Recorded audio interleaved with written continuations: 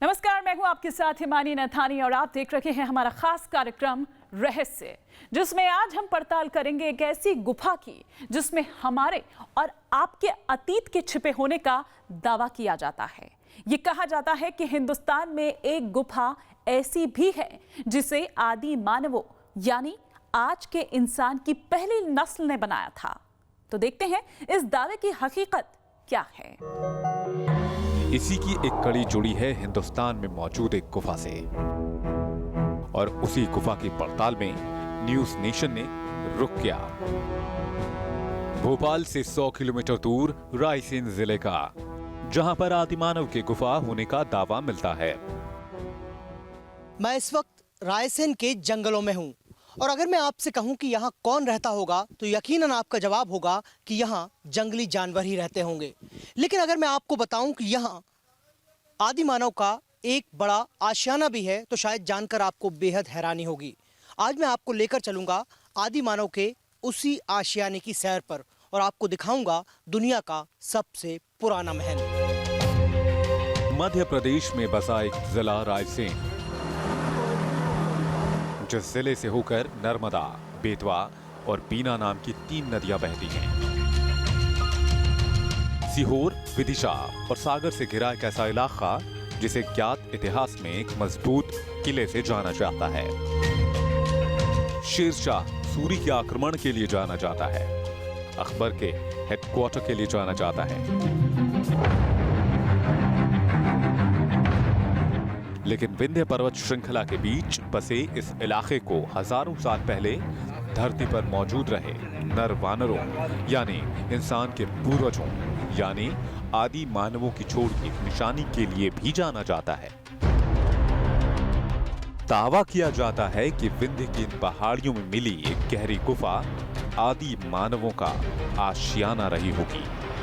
रायसेन में आदि मानव के घर तक पहुंचने का जो रास्ता है वो खासा दुर्गम है, और ये एक पूरे पहाड़ की सीधी चढ़ाई के बाद यहाँ पहुँचा जा सकता है। हम इस वक्त जिस पहाड़ के ऊपर चढ़ रहे हैं वो हमें ज़मीन से करीब 2200 फीट ऊपर लेकर जाएगा, जिसके बाद जो है हमें आदि मानव का पहला आशियाना देखने को मिलेगा। और ये सफ़र अभी हमारा जारी है। अगर मैं आपको थोड़ा सा ऊंचाई का अंदाज़ा एक दिखाना चाहूँ तो आप देख सकते हैं कि लगातार ऊपर जाते हुए ये पहाड़ की चोटी पर चढ़ने के बाद हम उस जगह पहुँचते हैं जिसे आदि मानव का पहला आशियाना कहा जाता है। तो क्या वाकई विंध्य की इन पहाड़ियों में आदि मानवों का बसेरा रहा होगा? क्या आदि मानवों ने अफ्रीका से निकलने के बाद हिंदुस्तान में सिर्फ विंध्य की पहाड़ियों का ही रुख किया होगा, या फिर रायसेन ही वो जिला है जहां आदि मानवों की इकलौती गुफा मौजूद है? आखिर आदि मानवों की गुफा का ये दावा कितना पुराना है? सबसे पहले महाराज जी हमें ये बताइए कि ये जो गुफाएं हैं, ये जो कंदराएं हैं, इनका कहीं वेद पुराण में कहीं को उल्लेख मिलता है? जी मिलता है। कहाँ मिलता है? ये नर्मदा पुराण में मिलता है। इस तरह कहते हैं कि ये नारद जी ने यहाँ तपस्या की है, और फिर जब तपस्या करके जब नर्मदा माँ को भी दर्शन करवे गए हैं तो जहाँ से वे निकले हैं वहाँ से नारद नदी गई है। अच्छा, ये और बताएं कि आप गए होंगे उसके बाद अंदर कितने सारे हॉल, कितनी जगह, कितना बड़ा है ये? अब इसका तो सर कोई अंत नहीं है। अपनी जहाँ तक क्षमता है वहाँ तक अपन जा सकते हैं। ये खत्म नहीं होता? ये खत्म नहीं होता है जी। हाँ, यानी इंसानी क्षमता खत्म होने लगती है लेकिन ये गुफाएं खत्म नहीं होती हैं। और दावा तो ये भी किया जाता है कि पूरे विंध्याचल पर्वत को पार करने जितनी लंबी ये कंदराएं बनी हुई हैं। जाहिर तौर पर इनमें इस वक्त आदमी के रहने के प्रमाण नहीं मिलते, लेकिन स्थानीय लोग बताते हैं कि बहुत पुराने वर्ष में हजारों साल पहले यहाँ मानव की बसाहट हुआ करती थी। विज्ञान की खोज कहती है कि आज के इंसान का पहला वर्जन आज से करीब 20 लाख साल पहले धरती पर आया होगा। तब वानर से नर बनने की प्रक्रिया रही होगी। तब इंसान सबसे शुद्ध रूप में रहा होगा, हमसे ज्यादा अच्छी खुराक लेता रहा होगा, बिना खेती किए और बिना दूध पिए वो फौलादी जिस्म के रहे होंगे। लेकिन क्या तब इंसान अपनी हिफाजत के लिए भी तड़पे होंगे? क्या उसी वक्त उन्हें भी घर की दरकार महसूस हुई होगी? क्या जंगल के खौफ से आदि मानवों ने पहाड़ खोद डाला होगा? क्या रायसेन के जंगलों में इकलौता आशियाना बनाया होगा? दावा किया जाता है कि मध्य प्रदेश के जंगलों में एक गुफा ऐसी भी है जिसे आदि मानवों ने तैयार किया। अब हमारे सामने सवाल यह था कि आखिर नर वानरों की इस गुफा में ऐसा क्या खास था। इन्हीं सवालों के साथ हमने गुफा में उतरने का फैसला किया, जिसमें हजारों साल पुरानी कारीगरी छिपी हुई है।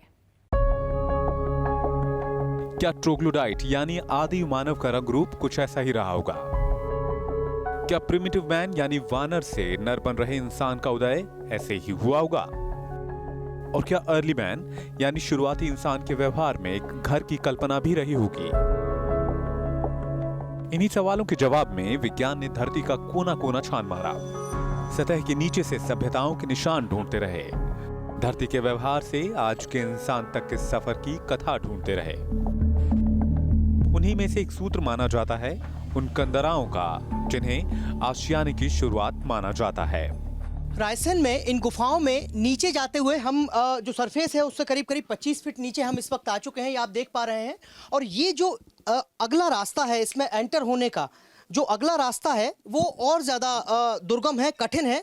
अगर यहाँ से अगर आप देखेंगे तो नीचे एक गहरी खाई दिखती है और यहाँ से पार करके हमें नीचे जाना होगा, तब हम उस जगह को आपको दिखा पाएंगे जिसे हम आदि मानव का निवास कह रहे हैं।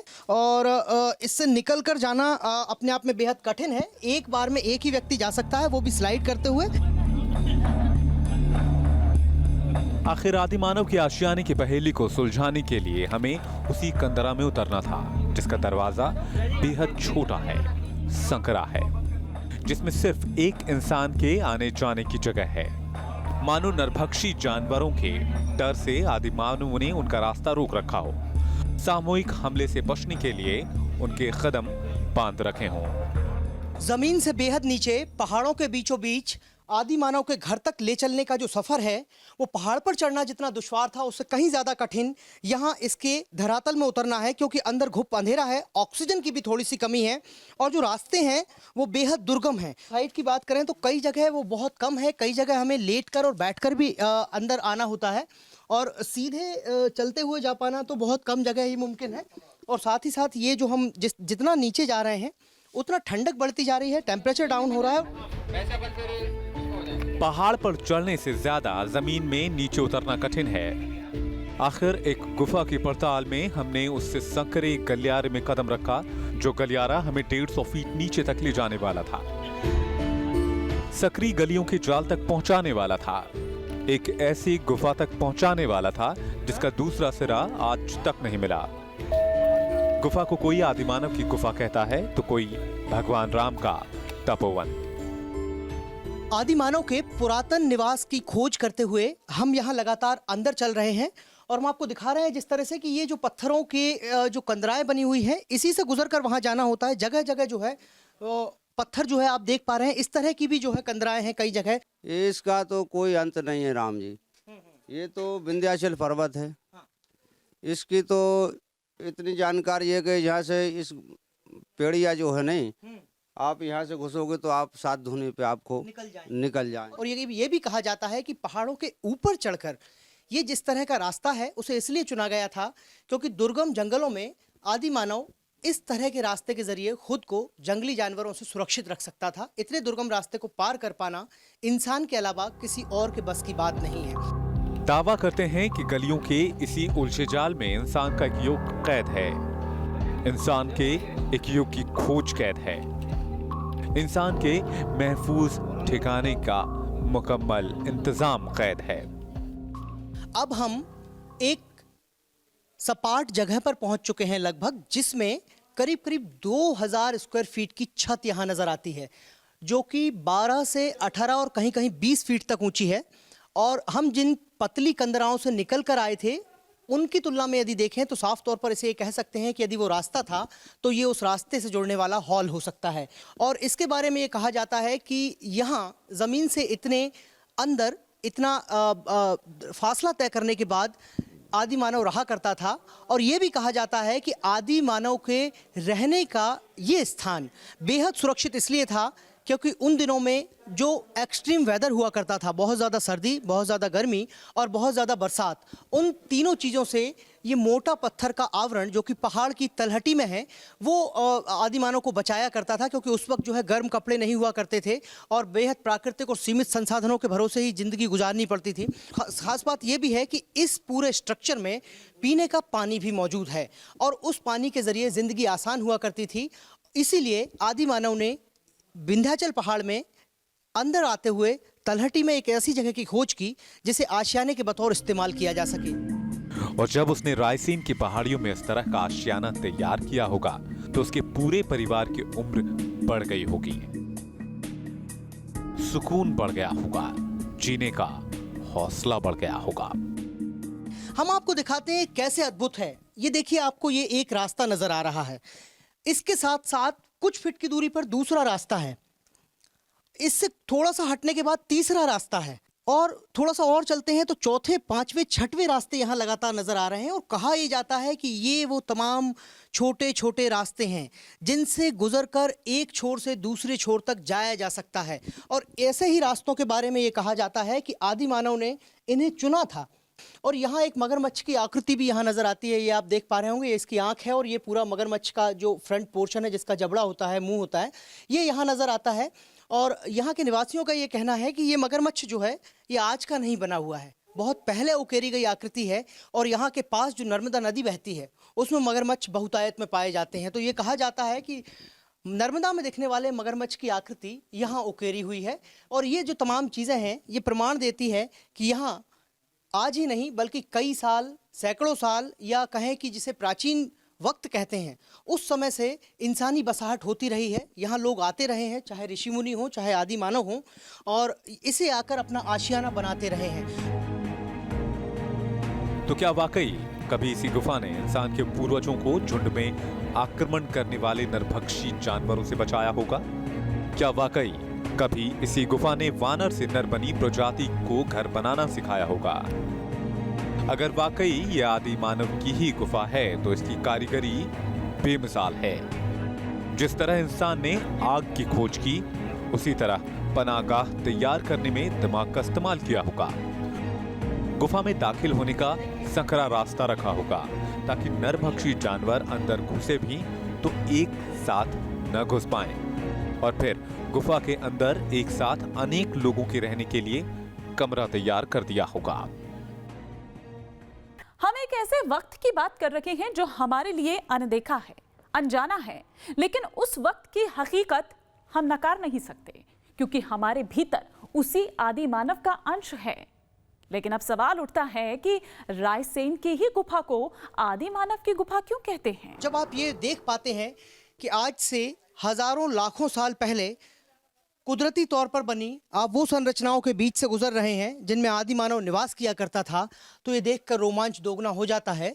और ये पता लगता है कि आज ही नहीं, आज से सैकड़ों हजारों साल पहले भी इस दुनिया में, इस धरती पर, इस तरह की कंदराओं में आदि मानव रहा करता था और हमारी तरह उसने भी अपने लिए एक माकूल और मुकम्मल आशियाना बना लिया था। दावा किया जाता है कि रायसेन की 750 गुफाओं में 500 गुफाओं में शैल चित्र मिले हैं जो आदि मानव के कला के सबूत माने जाते हैं। उन शैल चित्रों में जंगली जानवरों के भरपूर चित्र मिले हैं जिन्हें उस वक्त की दुश्वारियों का सबूत माना जाता था। पाषाण युग रहा होगा और इंसान को जब मकान बनाने की या कोई कला नहीं आती होगी, उस समय निसंदेह वो विपरीत मौसम से बचने के लिए, जंगली जानवरों से बचने के लिए और दिन रात में आराम करने के लिए इस जगह का आश्रय स्थली बिल्कुल रही होगी। बहुत सारे रास्ते हैं, बहुत सारे हॉल्स हैं, कहीं पानी है, कहीं ऊंचा नीचा है, कहीं बिल्कुल स्ट्रगल करके आपको नीचे उतरना चढ़ना है। वैसे इसका अंत या छोर अपने को भी मालूम नहीं है कि कहाँ तक कोई जा भी नहीं सकता है। आई थिंक यहाँ पर अर्ली मैन रहते होंगे, अंदर बहुत सारी कीव्स है, इसके अंदर बहुत सारी कीव्स है, तो आई थिंक अर्ली मैन की पूरी कम्युनिटी यहाँ पर रहती होगी। भोपाल के रायसेन में विज्ञान ने आदि मानवों के कई सबूत जुटाए। उन सबूतों के आधार पर उनके व्यवहार का पता लगाया गया और माना जाता है कि हिंदुस्तान में आदि मानवों का एक सुरक्षित ठिकाना बनाना कोई कोरी कल्पना नहीं है। वास्तव में इस पूरे इलाके को आदिमानव की विचरण स्थली के तौर पर जाना जाता है और इसके साक्ष्य जो हैं रायसेन से लेकर सागर के आसपास तक पूरे इलाके में आदिमानव के द्वारा बनाए गए चित्रों के तौर पर मौजूद हैं, उनकी गुफाएं मौजूद हैं और एक ये कहा जाए कि आदिमानव की आश्रय स्थली भी थी और कला स्थली भी थी। देखिए, वास्तव में नर्मदा घाटी को सबसे पुरानी सभ्यताओं में से एक माना जाता है। पिछले दिनों महेश्वर के पास में एक उत्खनन हुआ जिससे एक अंदाज लगा कि लगभग 2.5 लाख साल पहले यहाँ पर सभ्यता का विस्तार हुआ था। चाहे इंदौर हो, चाहे वो धार हो और चाहे रायसेन हो या जबलपुर हो, जो आदि मानव की अस्थियाँ मिली हैं, स्कल्स मिले हैं, वो कुछ 6000 साल पुराने हैं और कुछ उससे लाखों साल पुराने हैं। रायसेन से मिले प्रमाण कहते हैं कि विंध्य पर्वत की श्रृंखला कभी आदि मानवों का ठिकाना रहा होगा। नर्मदा का जल स्रोत कहता है कि एक सभ्यता के विकसित होने के लिए उन्हें माकूल ठिकाना मिला होगा। ये सफर हमारा जारी है, फिलहाल रुकेंगे एक ब्रेक के लिए।